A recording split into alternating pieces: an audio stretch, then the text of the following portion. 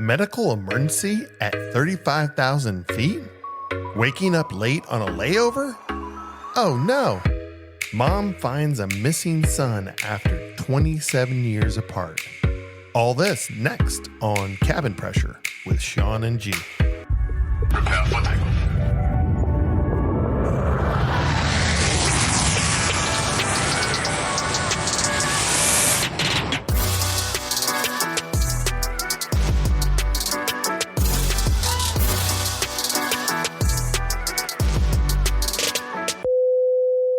Hey everyone, welcome. This is Cabin Pressure. It's Cabin Pressure today, baby. Here we are. Everybody excited? Are you excited about this? Because I am. Let's do it. Every week. I look forward to your intro every single week. What's been going on? Oh man, like all kinds of stuff going on this last week. I have so I decided after many years of flying that I'm gonna go international. Yeah, and that was bullshit. You didn't even say anything. But you're that I didn't tell you that. Yeah, you didn't say anything. All of a sudden you were like, "Hey, I got my transfer." It literally happened 3 weeks before. 3 weeks before I decided, like, I was mad as hell because we got this last bid and I didn't get anything I wanted. And I'm like 35 years of flight attendant. And I'm just like, this is total bullshit. Well, I call bullshit on you too. And so then I was like, I gotta get out of here. I gotta get out of here because I cannot control my life. I mean, the one thing about being a flight attendant is having control of your schedule, right? I agree. Yeah, I mean, that's the biggest benefit of this job is that I can have this flexible schedule. But where we're at right now, I can't have that schedule. So I'm like, I got to get out of here. You just missed it though, man. I mean, you're just missing that. I know, but here in this base, because it's so small, that just miss is like a miss by a mile. What's funny? What's that really home run that's going. Oh, he caught it at the yeah, fence. but you know what most people don't understand in our business is that we've been doing this a long time, and what we consider, especially in Cleveland, right? Right. What we consider senior is Florida turns on the weekends. Right. And other bases are like laughing because they're like, well, that stuff is so junior. It's oh, like, hell yeah. We'd be going to Africa if we were over in Newark, right? We'd be going somewhere in Asia somewhere. Yeah. But here we hold a Florida turn. Yeah, so I'm going to go over there and start doing some international. And, you know, one of the things about, like, going to the bigger base is that, yeah, I can do international travel and all that stuff, whereas I've never been able to do that out of Cleveland. And so for 35 years, I've only done 2 truly international over one of the oceans international trips. Because, I mean, we go south all the time, you know, like going down to Panama, we go down to, Mexico, we do all that stuff, go up to Canada, that's international too, but a real international, like going on these long trips. See you on a safari with a lion. Exactly. I'll have my camera. Check me out. ShawnOSmith.com. Running your ass from some lion. You'll love the pictures. Yeah, I'll love it, man. But no, anyways, I get it. I mean, and a lot of people don't understand that is about our job. We're lion chasers. Right. Lion chasers. We chase certain things because you want so many days off. And we want a certain lifestyle. There's certain things that we want about this job, and a lot of our friends already, they chase those lines over in the international base already. Yeah, they've been doing it for years. I mean, that's the angst of this whole thing is that, like, these much junior flight attendants than me, they've got a better flexibility than me because they're in a bigger base. They have more trips and all that stuff. When I started my career, when I first came to Cleveland, I commuted for like 10 years.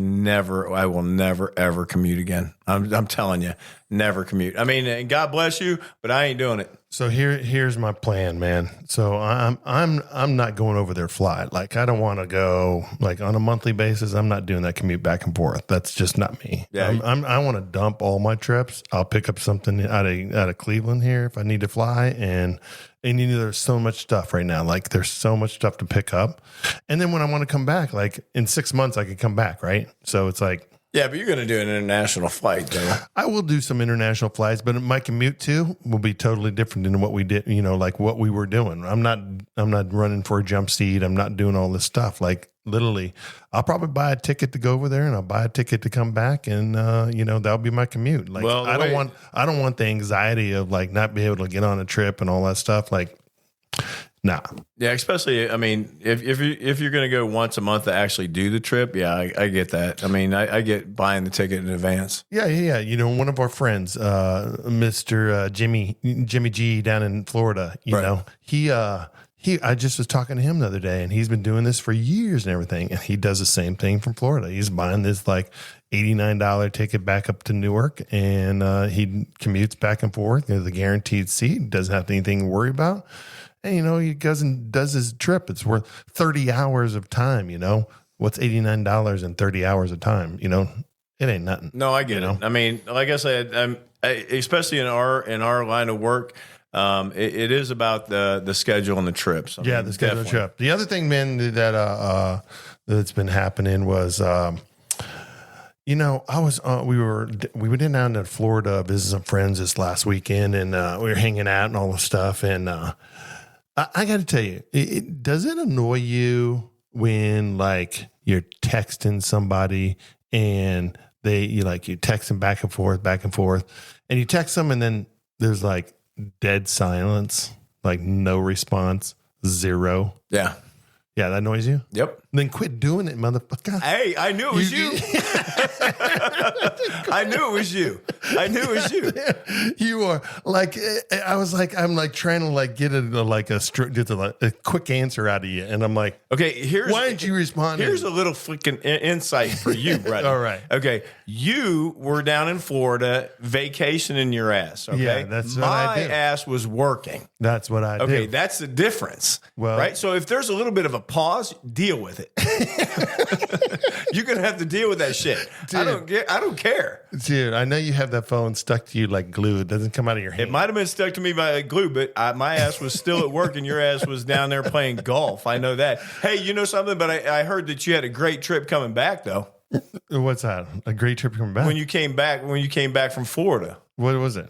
Oh, yeah. You were my flight attendant. You know shit. Right. I was working your trip coming back from Florida. Yeah, I got to tell you, man, when I did the review, it was like suck. One star, 2 star. Yeah. I got 5 attentive. Stars. They bypassed your ass. There ain't no way. No, that was pretty funny that you guys coming back on my flight. Yeah, that's the business right here. Like that's the cool thing, like being senior and being able to like have the experience of knowing people and stuff. You get on these flights and we're like all family. Oh yeah, that is definitely the best, especially when you're. So I got to tell you another funny story about me going down this weekend. So we get like I'm going down. And the crew, I knew the crew going down, and so it was Patty that was up in first, and so Patty gives me this like care package, and then when Patty gives you a care package, like go on your trip. I mean, every bottle of vodka that was in the first guy's galley, I don't think they had any vodka coming back from the flight. I mean, that's how much vodka she gave me. And I'm not a big drinker, but it was like, that's Patty. And so I'm walking off the plane. I have a garbage bag of, vodka and all this stuff. I got mixers. I got everything I want for drinks. And so I'm taking off. I'm getting ready to be there for 4 days, all this stuff, right? I go to my rental car and I'm like jogging around. I'm due national. So I'm like checking out different cars. Which one do I want? Whatever. I figure out, I want this one. But then I was like, wait. This isn't quite big enough because my wife carries too much luggage. And so I'm like, I got to do this another one. So I change cars and everything. I get all the way to my destination where I'm like the guy I'm visiting. I realized that whole care package bag of vodka, I left in the other car. So you gave it to somebody else, basically. Somebody got in a rental car with a whole like 50 bottles of vodka. So yeah, I'm like, this is great. Jackpot. Jackpot. Man, this is a bonus rental if they like vodka. But anyways, man, that was like, the whole thing. And then going down to Florida and stuff this weekend was awesome. I mean, the weather was cool. We did a boat trip, did a little went down to the Everglades. And we just picked a beach, and then they did a big grill. Then we brought grills, and we did all this stuff, burgers and hot dogs, sitting out on the beach, shooting the shit, playing cards, having fun. It was great. And you're worried about me freaking pausing. Well, That's bullshit. no, when it's like tech. Did everybody just Stop. hear all this? Yeah, and you're worried about me, pausing. I'll pause the next time. Next time it'll be a pause for a damn day. You got to be kidding me. Yeah, man. Hey, this is what it is. The other thing that happened too, this is like one of my pet peeves too. Like, do you hate, like, we were in this restaurant and, Florida's gearing down there. So like, it's normally like during the, winter season, it's like a mess down there. It's like you go to a restaurant, you have to have book get a reservation, the whole 9 yards. But right now, May is the time to go to Florida because you go to the restaurants, nobody's there. So we walk in this restaurant. There's nobody in this restaurant. There's like 25, 30 tables, right? The next people that come in, they sit them back to back to us.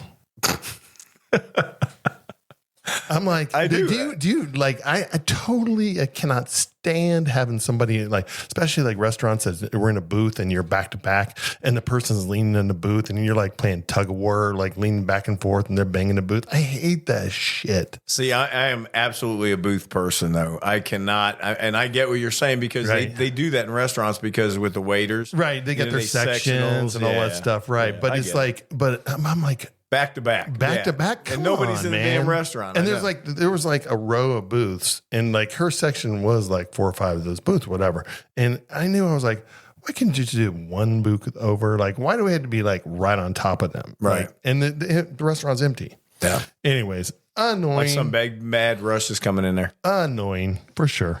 So what's been going on with you, man? Man, how much have you been working? You see, that's what I said. That's just bullshit, man. I mean, really, that is just bullshit every day. But I was going down to Florida, and before I brought you guys back, we had a medical emergency. Man, this is one of those days, Shawn. This I was working up in the front, and one of the flight attendants, and then I came back to help him in the back. As soon as I got on that bar cart, one of the flight attendants was like, "Gary, we need your help." Turned around, went back to the back. This lady had passed out. She had thrown up all over the front of herself, down the seat, back of the back of the other seat. I told them call for medical assistance right away. And again, I wanted to say thanks for all the medical people that help us out every single day. Yeah. I mean, as soon as we call, they always show up, and we appreciate you guys more than you'll ever know. But these guys jumped up. They started helping this woman. I immediately went back to the back, got a cold compress put on the back of her neck. She started coming around. It goes back to what we were talking about. Remember with blood pressure, Right. A lot of times, folks, listen to this. With the blood pressure, just make sure, hydrate yourself, make sure that you're eating, and try not to drink on an airplane. I know that you're going somewhere and you're having a lot of fun, but if you'd have seen a picture of this woman, Shawn, covered in her own throw up, and now she's passed out, she's had thrown up all over herself, and she only had a mimosa. She only had one. But what happened is her blood pressure dropped, and then what happens is that you get hot, you'll get this closed down feeling, and you'll pass out. Yep. But she threw up. I mean, she threw up all over herself. We got her back out of there, and there's nowhere to put her. So they took her to the back, and here I am cleaning up all that shit, man. I'm cleaning up throw up everywhere. And God bless this nurse, man. She was like, "I'll clean up." I said, "No, you cleaning up enough shit on your day. Day. I'll clean this stuff up. Don't worry about it." So I'm over there and I'm cleaning all this puke up, and this lady's in the back and they're taking care of her now. And she's coming back around. Everything's good. I mean, again, blood pressure. Now, if you start feeling this way, realize this is with your blood pressure dropping, lay down, get your feet elevated, because if your heart isn't working as hard, you're going to come back around a lot faster. So if you ever feel like this, folks, and you're anywhere and you start feeling lightheaded, you need to get down on the ground quick. Yeah, exactly. Because you're going to get on the ground. Whether it is now or later, you're going to be on the ground. Either gravity is going to help you or you can help yourself. Exactly. So just lay on the ground, get your feet elevated, and trust me, you're going to feel a lot better. But anyway, she came back around, got everything cleaned up. That situation ended up being okay. Now, here it comes, the end of the flight. I'm thinking, okay, what else could have happened? So we're in final, we land, And this lady comes out of her seat, and we're deplaning, and she comes out of her seat in row 8, and she had a pet in the cabin. Pet in the cabin is what, Shawn? It's in the bag. Yeah. And you know I love dogs. Gemma's my girl. But she took this little dog and she pulled the dog out. And the first thing she did, she sat that dog on the ground. And you know what he did? I know what he did. What did he do, Shawn? Made a big dump. He shit right in the middle of the freaking aisle. And let me tell you something. It wasn't the normal dog poop. His stomach was all jacked up. So it was that runny crap Wet that went. and Lucy. Oh my God, it was so bad. I mean, the smell of an upset dog's stomach is unfreaking believable. Dude, the smell of anything is just upset stomach is It unbelievable. went from that whole cabin that was in a line, everybody putting their hands over their nose. And this woman bends over. I don't know what she had in her hand, but she didn't try to, Shawn, she wiped it into the carpet. And I'm like, don't do that. And she was let's soil it in a little bit more. Let's leave it a really good scent for everybody in the next flight. So she just does this wipe into the carpet, and then she's like, well, his stomach is upset. She picks the dog up and she walks off. Now everybody coming off there is smelling this dog crap all over the floor. Their hands are on their face. So I grab a blanket, I put it across the top, and I'm like picking people's bags up because I don't want their bags to roll in this dog crap. Right. There you go. I mean, do I need to go any farther? I mean, that was my four. That was a shitty flight. That was a 4 to turn. So yeah, I mean, blood pressure, nothing to mess with. Just make sure, lay down, get your feet elevated. Dude, you know, right before I got in your flight, there was a lady that was boarding the flight coming back home, and she had a dog in a carrier, and this dog literally first of all, the poor dog. The dog it was just a soft side carrier, no wheels, no nothing, right? She's literally dragging it on the floor. I know, I seen her. Yeah, like she did. Here's his dog. Like the agent stopped her and made her zip up the little dog, but the dog literally was just sitting in there, going for the ride, and she's just dragging him on the floor. You should have seen her when she came on board the aircraft. Dropping her bags and everything. So she had like 4 different bags with her, and she's trying to maneuver this dog carrier, and those dog carriers don't fit underneath the seats. No. I mean, these new seats, they don't fit underneath the seats. No, I mean, I honestly think that the airline should be lobbying all these luggage things, saying these are the dimensions that fit in the seats now, and they may be restricted to even lower than that because now we got all the electronics and stuff underneath the seats. That's why they don't fit. They don't fit at all. Nope. And then we require them to not be in the aisle, so they got to fit underneath the seat. And you need a pretty damn little dog to be able to go under there. You need a Gemma. A Chihuahua. Yeah, like a little tiny dog. Gemma will go in there. Right. Those dogs would go in there, but people aren't doing, people are bringing big ass dogs. Big ass dogs in there. Right. Yeah. I love dogs though. I mean, I'd sit them on the seat if we could, but we can't. So, but I do love them. I mean, they're the best passengers in the world. Yeah, man. They're like animals on plane. That's a whole episode we can do. Yep, it is. But hey, did you see this? Did you see that video of that woman? She had lost her son. She was getting off of a bus, and he vanished without a trace 27 years ago. 27 years? No, I didn't see this. 27 years ago, this lady put her son on a bus and he just disappeared. Well, he was stepping off of the bus coming home, and the bus driver said that they had seen him step off the bus. He disappeared. Wow. Yeah, 27 years ago. She looked for him all those years, couldn't find him. She looks on a TikTok video, and there's her son singing on TikTok. That's crazy. She noticed he had a birthmark and a gap in his teeth, just like her son. And it was exactly, and they went back and they found him and they did a DNA test, and it was her son. Wow. How freaking crazy is that? Now, they didn't go into the detail of this because I was kind of curious about that. Okay, who took him? Where did he go? How did he live? So this was a blues guitarist from New Orleans. And he had, like I said, he had the same birthmark as her son and a gap in his teeth.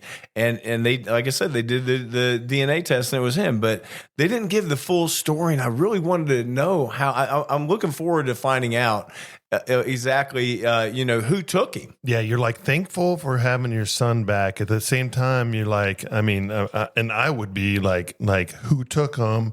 and I want repercussions. Like I want to know. They took 27 years of your life away from you, right? Yeah. I mean, so it's like you want to know that part of the story, like.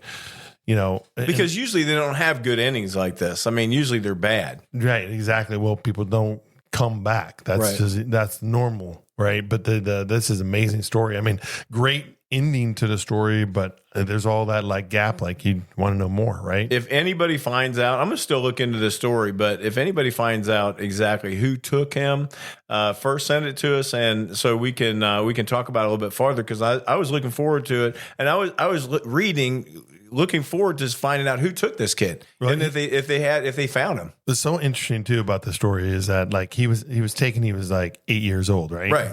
So like, how does somebody in the world all of a sudden have an 8-year-old?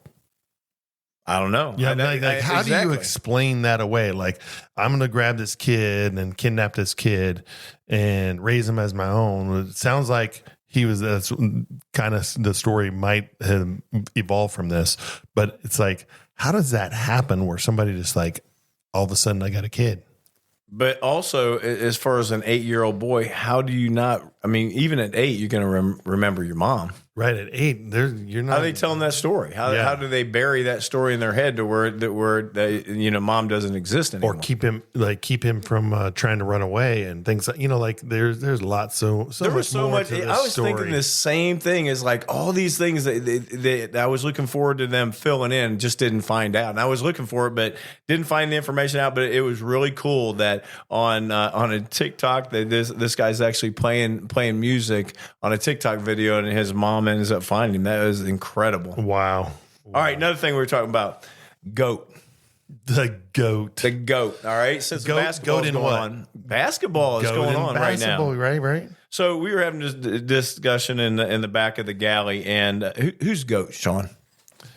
Man, that's such a heavy conversation. I mean, to me, listen, I know where you are and I know where you're going, but to me, there's so much time in the NBA right now. And there's a lot of people that you got to consider as the GOAT. And to me, it's like there's different, like in different times and different eras in the NBA, there was different, Goats of the time. I get goats that. of the Yeah. time, right? I get that. And just because we're in this era right now and the people are still alive right now or whatever, you gotta remember everybody that's played. If you're saying GOAT, greatest of all time, right? Right. So all time, I mean, to me, Michael Jordan is the first person out of Jordan your mouth, changed right? the whole damn game. I mean, but I know where you're going with this, and we'll discuss that too, because we had this discussion, and I totally agree with what you're saying. But the GOAT, the greatest of all time, not just of that times, but of all time, Jordan changed the game more than anybody else. Well, that's your perspective, right? So that's what I'm saying. I mean, LeBron is the second person everybody's like right now because he's in everybody's face and he's in the news. I call bullshit. All that stuff, right? Bullshit. Right? I'm going to tell you right now, if you want to say GOAT and who's made the most money, I'd like to see who's made more money, MJ or LeBron. I would say MJ. I don't know. We'll see. I don't know. But That's very interesting. But there's other people that you got to consider. Okay, you had Dr. J. I know what you're going. You had Larry Bird, Dr. J. You had Kareem Abdul-Jabbar. The mailman Malone. Kareem, 6 championships, 6 MVPs. If you look at Kareem's stats, he's up there with Michael. I got it. That's what I'm saying. I know what you're saying. So, if you're looking at all time and all that stuff, and then you got Kobe Bryant. Kobe Bryant was the showman of the showman. Well, their greatest Eric Colby was. I mean, Colby to me was like the next Michael Jordan. I mean, the way that Colby played. Look, Michael Jordan, one of the hardest players is. Colby, one of the hardest players is. LeBron, soft. He's soft. Let me tell you, he's soft. You know he's soft. Don't sit there. He's the biggest flop artist that there is. Now, don't get me wrong. LeBron has a ton of talent. He is a great basketball player. But when he came into the NBA went downhill, and you know they went downhill. The people don't watch him as much anymore. They only watch the playoffs. And you know, back in the day, me and you used to watch it. Detroit Pistons. Come on, right. Rodman. The way Rodman played back then. Rodman is the best rebounder in the game. I mean, bar none, he is the best rebounder ever played this game. I mean, yeah, he's a freak, yes, but he is still one of the best rebounders played the game. Well, I mean, like it's a good discussion. I mean, there's so many people, like you see this all the time. ESPN, there's all these different, you know, everybody's always trying to negotiate this thing, and it's so interesting. Like when you start thinking about different sports, like who's the go to hockey, who's the go to football, who's the go to, like when you start like this, as soon as you do that, is in like names bam, pop out like Gretzky. Yeah, pops out, right? But in basketball, it's just like there's so many greats. All right, if you go down to inner cities, a basketball court, right? Mm-hmm. How many of them are wearing LeBrons? Probably a lot. No, bullshit. When was the last time you were in the inner You city? go down there. Look. They've even said this. They've even done tests about this. It's MJs. They all wear Michael Jordans. They still do. Well, here is the thing. So you're saying that What's number 23? is that Number 23. let me get to what my point is. My point is this: is that there is a market. You're fighting marketing right now. So Yep. LeBron is in it right now because 23 is not prevalent as more as LeBron is marketing right now. I mean, I'm going to tell you right now, LeBron makes a lot of money marketing, and MJ started all that stuff. Okay, but he's not playing right now. LeBron is playing. I understand and all these youth kids that there's a lot of people like my little nephew. For a long time, he's the biggest basketball fan right now. He could sit here tell you hours and hours, days talking about basketball. Me and you are going to get back. He did not know what the freaking the MJ this Air Jordan symbol was. We are going to get back on this one. We're going to find out. Me and you are going to find out the marketing on this one. Yeah. Because I do want to know if you're looking at these kids and playing basketball, who wears more LeBron James shoes or who wears Michael's? I'm telling you, right. it goes by like youth and generation. They just don't know who it is. And we're talking about now, we're back to the GOAT. So one of us is going to have to say that we're wrong. Who's right in front of you right now doing it? Like, in our generation, I say Michael Jordan, right? Michael Jordan. But in these new, the millennials in right now, people are going to be talking to LeBron, right? So It's like, but it's an interesting conversation. But me and you would argue about this all day long. And the same thing, we were going back and forth in the galley because it's just like we were saying. MJ was of our era, but I always loved Dr. J. Yeah, Dr. Remember, J, he was something else. Huge hands. That dude's hands was huge. Well, see, I like Magic, man. I did like Magic. Like too. Magic was like he was such a character, and then the whole rivalry between him and Bird was like that was just pressure. That was just a great era of basketball because you had these people, the rivalries of basically each coast and all that stuff. So it like played into all that stuff. But yeah, I mean that's the thing about these like sports, and it's a time. It's like the era. When did you live, and what did you experience? Well, you can see why this was so long in the galley, man, because we were going back and forth. Yeah, someone was saying this person, that person. I was like, bullshit, Michael. I'll take Michael all day long. So speaking about things in the galley, man, well, why is it that when we get on the jump seat, that these flight attendants, they'll sit on the jump seat and like tell us their whole damn life, like in a split second. And you just met them. It just happened the other day. Yeah. Just happened the other day. The flight attendant was in the back and she was she's having a conversation with this other flight attendant. And they come out and they'll tell you it's jump seat therapy. That's what they call it. But they'll come back out and they will tell you everything. I mean, everything. Yeah, it's like to a perfect stranger, you're like literally divulging everything about your life. Like, and sometimes like it's stuff that we don't want to know. Exactly. Their kids, like their kids in trouble. They, how bad their kids are. Yeah. My spouse is in prison. My kids are like in juvie, And that's the truth too, because your eyes are just wide open because you just met this person. Yeah. And then they'll talk about all their medical history, what's their problems, their ailments are, and stuff. This shit was funny though, because this one flight attendant, she came up to the front, and this other flight attendant was talking about her ex-husband and how much they didn't like each other. Well, you're divorced, that's apparent. Right. You don't like each other. Yeah. That's a gimme. So, he moved, or she moved away, and then the husband kind of moved a little bit farther away from town. And when she came back, everybody was, they were surprised. You know what they're surprised about, Shawn? Mm-mm. He had told everybody that she died.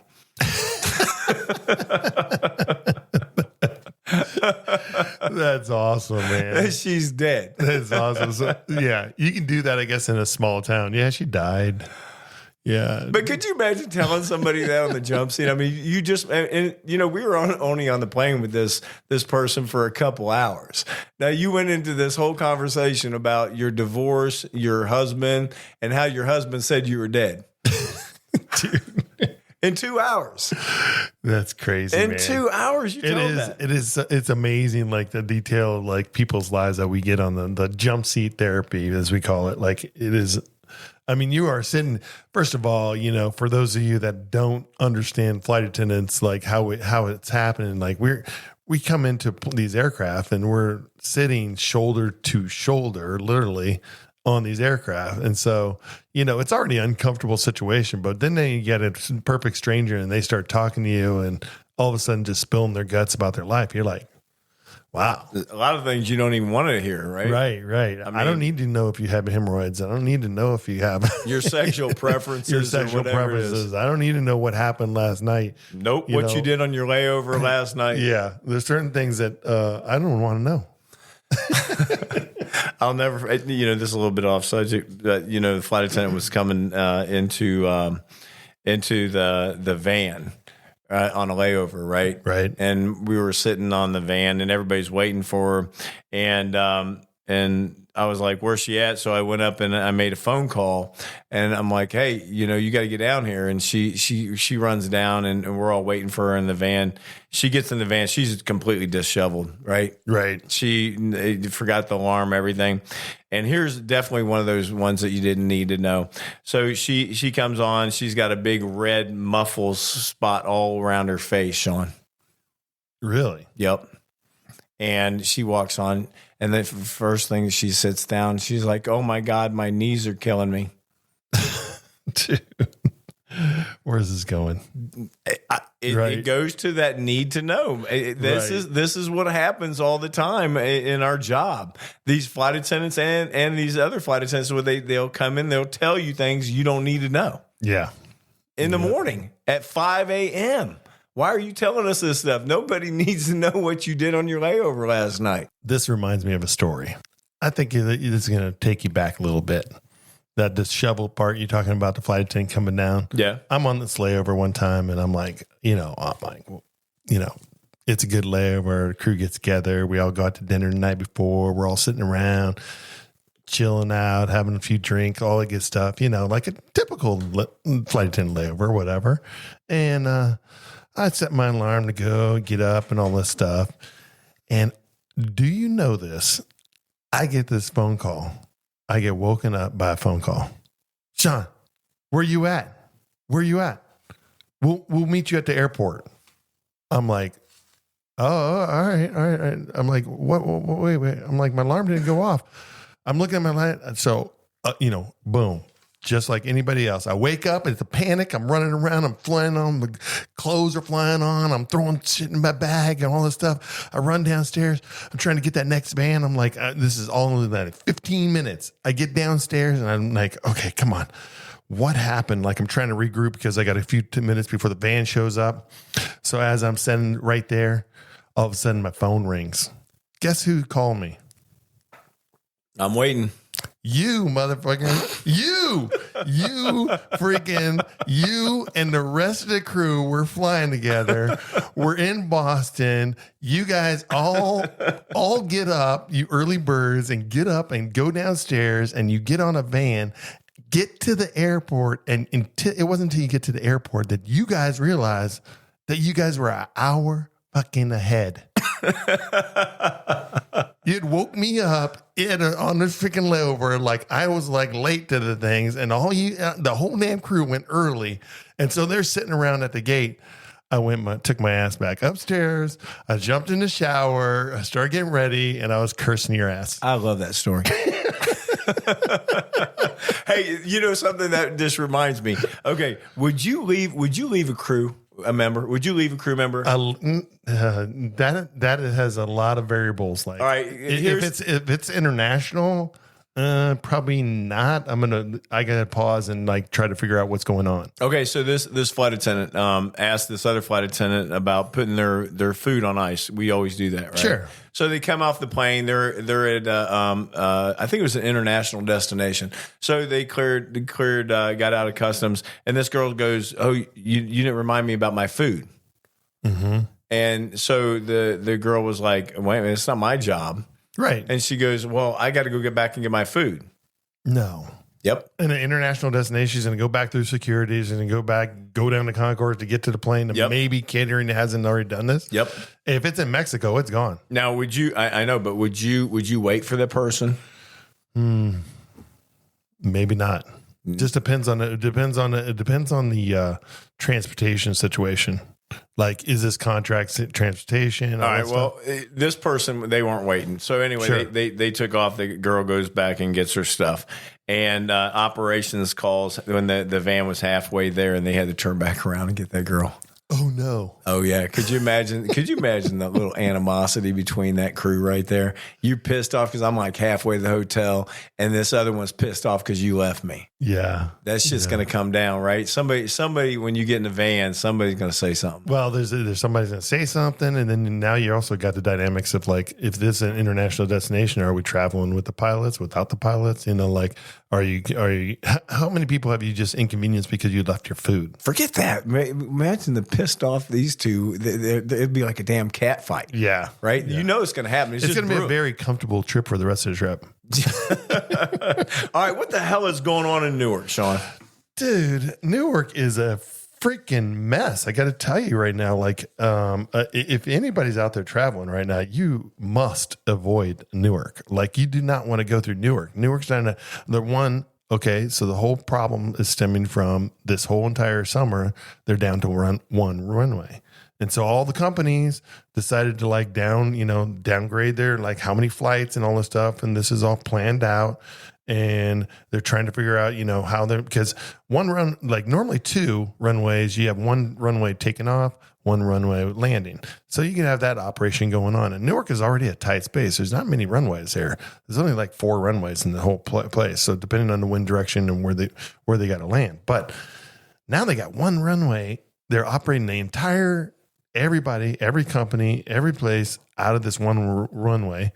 And it is a shit show, man. Yeah, but something else happened too. What's that? 20% of the ATC air traffic controllers walked off the job. Whoa. 20%. Well, that's just because, can you imagine the stress right now? Meltdown.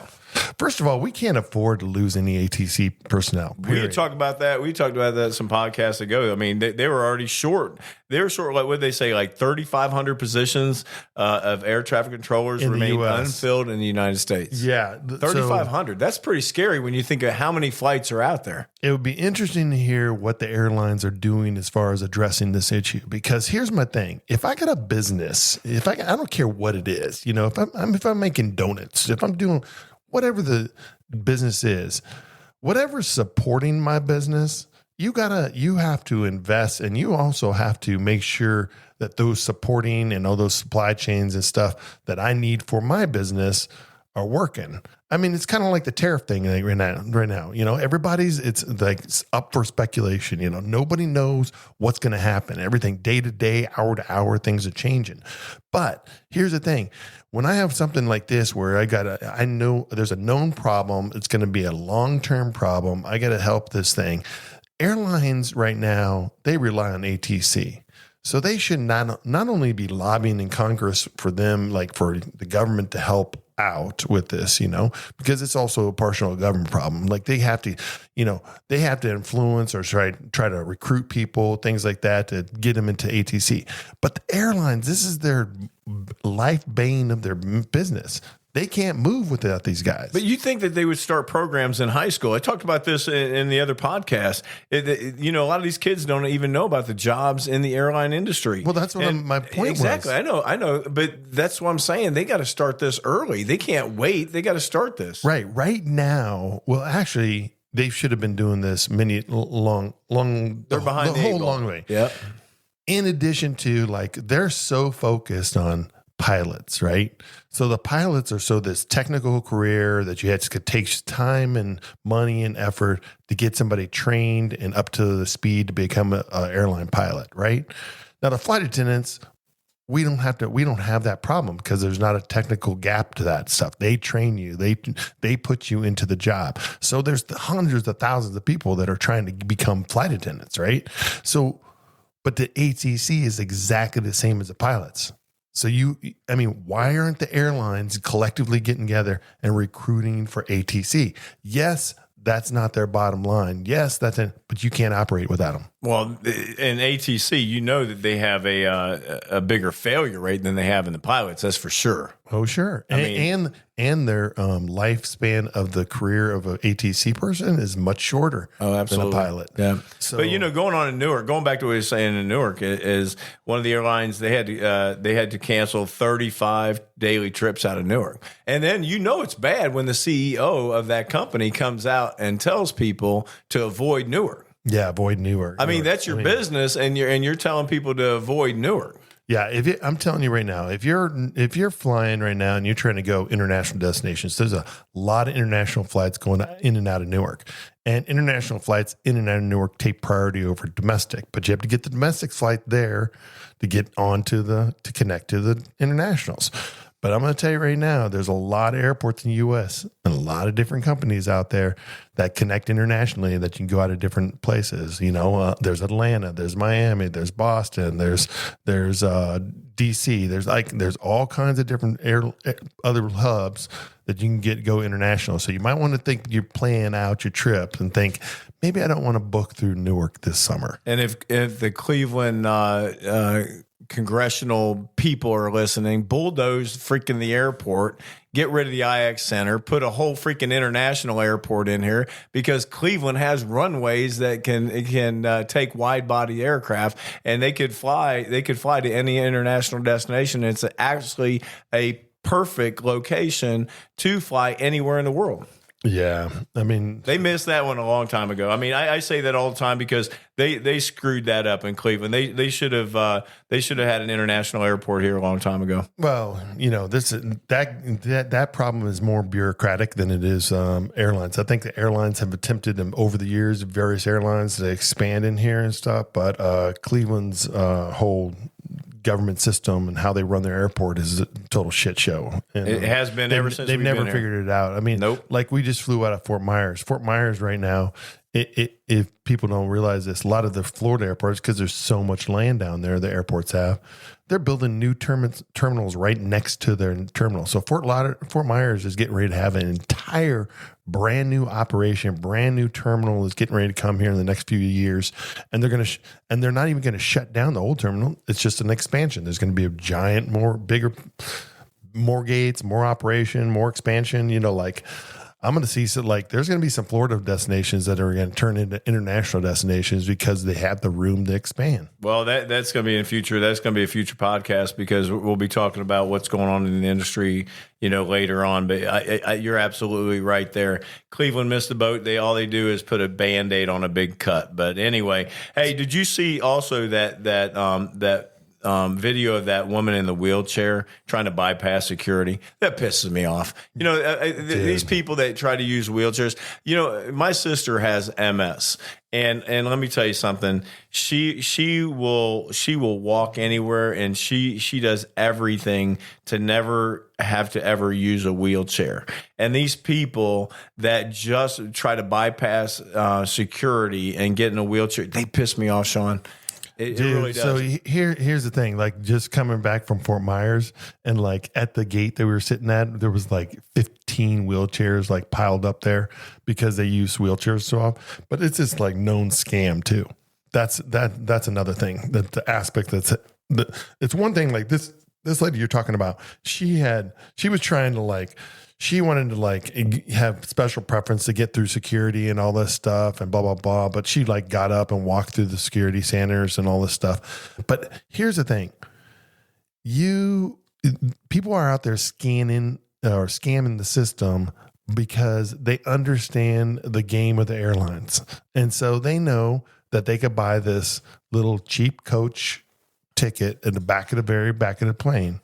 But then if they just say, hey, I need a wheelchair. So then they get to board the plane first.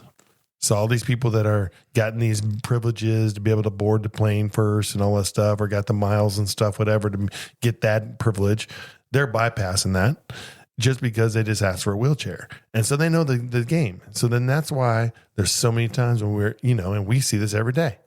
We'll have 20 wheelchairs getting on a Florida flight. And when you get there, there's 3 people with a wheelchair getting off. I know. It's a total scam. But you go through customs, you'll see you'll see a line of 100 wheelchairs down through the customs area. But they screw up when they get down to customs because they keep them in the same line. So a lot of times those customs lines are really long. You just don't know they're long until you get down there. But she was so rude. I mean, this woman was so nasty to the guy that was pushing her. Finally, they were like, we're not taking you. They just locked it up, and she got all pissed off. And guess what she did, Shawn? What's that? Got her ass up and walked through security. Yeah. Right? This is the scammers, man. The scammers out there that I just can't stand. It's kind of like that, the handicap parking in our local grocery store, handicap parking all over the United States. How about handicap parking in the employee lot of an airline? Yeah. So like you can get handicap passes all over this. So people, just for the convenience of it, they'll put it up there and they'll use the handicap parking spot. Like I just had my knee replaced and I qualified for handicap spot. Right. For that. Like the doctor actually asked me, do you want a handicap pass? And so I was like, yeah, I'll take a handicap pass because I was handicapped for so many months, but they issue it for a year, sometimes 2 years. So like in that whole time, I got a handicap spot. If I wanted to scam the thing and use my handicap tag, no problem. But they're everywhere. It's everywhere. And you can get handicapped spots. Like one of our good friends has a handicap tag and he's got it for life. And he just had a knee replacement. Why do you need it for a whole, like your knee's not going to be bad for life. He had it replaced. Right. But if the doctor writes off, boom, but you wouldn't do that. You wouldn't. No. I know you wouldn't. I'm not doing that. It's just that's happened everywhere. How many times have you seen people in handicap spots jump out of the car and like run into the store? I have. And like I said, I think the same thing as this woman is bullshit. And I was just glad that she had to get up and walk her ass through security. So that was a happy ending to see her little nasty butt that was making fun of this wheelchair pusher doing his job. But those guys just piss me off anyway. When they get in those wheelchairs, it makes me mad. Yeah. Did you see that off subject here onto next thing here? Did you see that private plane land on a golf course? I did. What happened to that? I didn't see. They had some type of mechanical failure, but it was like here this guy was on a tee. And he's like, "Holy, that plane's coming down!" And he starts filming it, and you see this guy like bouncing down the fairway, bouncing up and down, and plane tipping and all this stuff. Eventually, spins around and everything. Like no crash. The guy's just handling it. Boom! It was wild. But now, would you continue to play through? I would be like, "Damn, you had a bad day." And as long as he's not in my way, I'm going. I know you. You're like, I might buy the guy a beer before I leave too. Like you might want to, but probably not a good idea for him. He's probably going to get drug tested or whatever. You're like, I could chip it over the plane. That'd be you out in the golf course. Right. All right. What about the knucklehead that was smuggling cash and drugs through Dulles Airport? Dude, I didn't hear about this. Oh my God! An airline. It says an airline employee. It didn't say what he worked out of, But what was amazing, he was coming out of, I think it was Panama City, and he had 4 bricks concealed, and one of them was actually in a cake. And then he had $55,000 in cash on him. Dude. Airport employee. Okay, so he says that this woman had given this to him. Well, when they confiscated his phone, the first thing they do is they go back and they look at the text messages. Now, this is when I believe that this guy was a complete idiot, Shawn. Right. I mean, a complete idiot, because when they read it back, he agreed to do this for $200. Stupid. You're an absolute moron. You got 4 bricks of cocaine, and you've got $55,000 in cash, and one of those bricks is in a cake, and you did it for $200. I'm not smart. me not smart. But it goes back to the same thing. I mean, we don't know if he went through as far as like known crew member or anything, but that's the reason why they've screwed up known crew member for us, and now they have to have a different known crew member, because these ding dongs, they keep doing these dumb things like taking drugs and cash through on international flights or other flights. So, Mr. Luis Costello Rojas, you just got yourself the Shawn and G's Stuck on Stupid Award. Stuck on stupid. You stupid. Me stupid. That guy's a moron, Shawn. $200, you're an idiot. Yeah, man. Anybody that's going to risk their freedom taking drugs or cash anywhere, you're just dumb. You're dumb. Well, don't make these stupid moves like snap decision moves.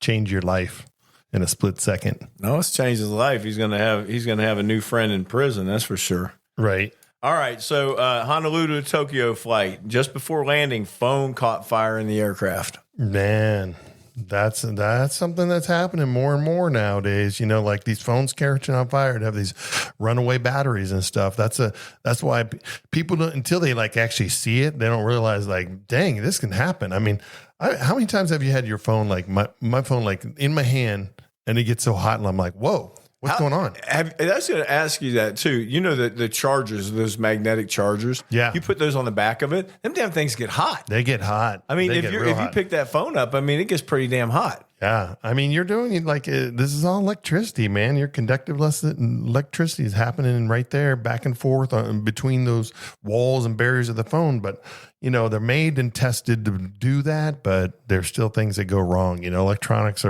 they can be fickle.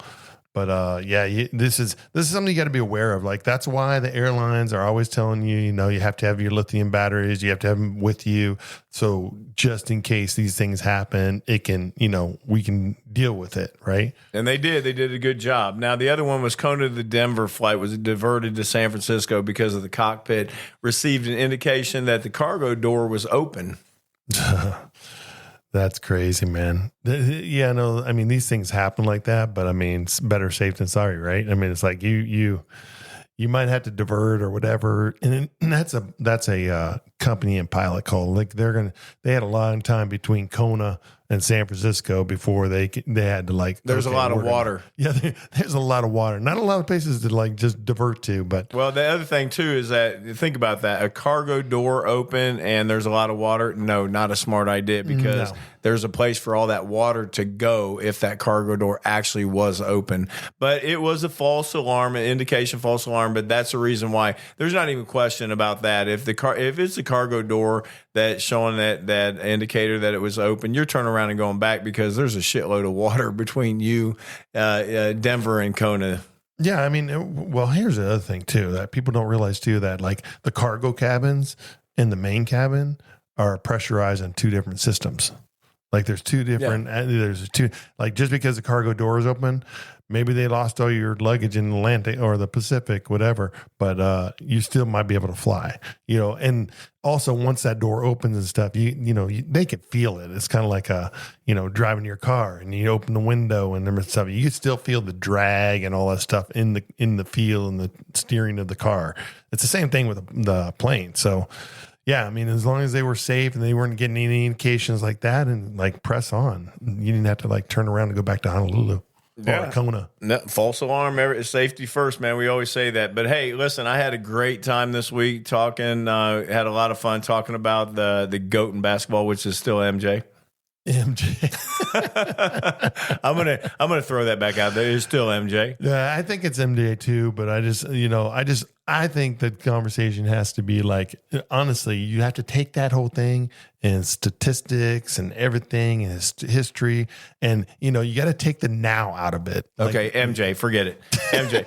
But listen, you guys, and whatever you do this week, don't be a Luis Costello Rojas. No, don't be stuck on stupid. Yes, don't be smart. I'm not. I want to be a smart man. Yeah. All right, guys, we had a great week. Shawn, give us a quote. All right, quote right now. Life isn't about finding yourself. Life is about creating yourself. I do like that one. Yeah. Just go out there, man, and be the best you can be. Be you, Shawn. Be me. All right, guys, we had a great week. You guys a lot of people want to be me. Not really. Not really. All right. See you later, folks. All right, guys. Have a great week. See you next time on Cap Pressure. If you laughed, learned something, or just feel a little bit better about your own job after hearing about ours, do us a favor. Subscribe, leave a review, and share this episode with your weirdest coworker. You know the one. Hit us up on Facebook. Drop your wildest airport stories. We just might read them on air. Bonus points if you involve questionable clothing decisions. Until next time, stay strapped in, stay hydrated, and for the love of TSA, keep your clothes on in the terminal.